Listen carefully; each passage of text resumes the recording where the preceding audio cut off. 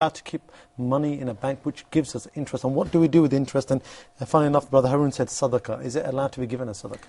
Well, Brother Harun, I think you've mixed my answer with another topic. The sister was asking about her husband working or investing.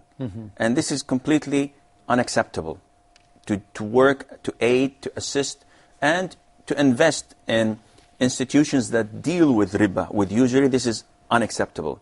Now your question is something completely different, and that is, what's the ruling on depositing my money in a bank that deals with riba? Now, I'm not working with the bank. I'm not investing. I'm not working for the bank. I'm just merely using the facility where I can keep my money safe in a deposit or in their safes in order to protect my money. I cannot, as you said, cannot keep the money in my house.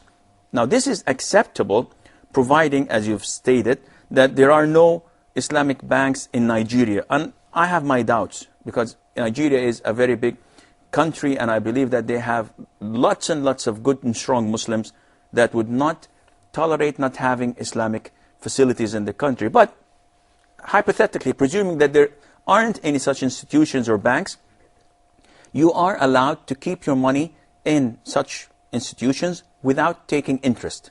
Now, there are two cases. One case is that they would enforce you to take.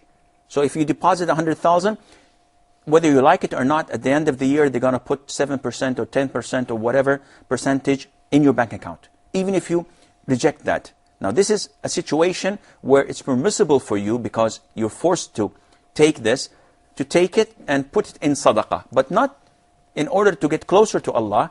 On the contrary, this is to get rid of this forbidden money. The second case or situation is that you ask for it. You have the option. So they tell you, you want a current account or a saving account. In current account, we're not going to give you any percentage. But in saving account, we're going to give you 5 or 10%.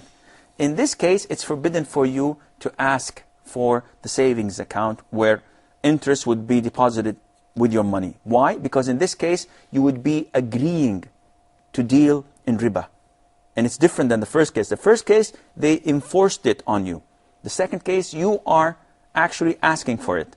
So you are doing a transaction that deals with riba, and this is a major sin. Jazakallah. And just one clarification, the money that you give away, this is sadaqah that you don't accept a reward for? Is this sadaqah that you accept a reward for? No, it's not you accept it or not. Allah will not reward you for it. Because Allah Azza wa Jal, as stated in the hadith, is tayyib, and does not accept anything that is not so clean and pure and halal.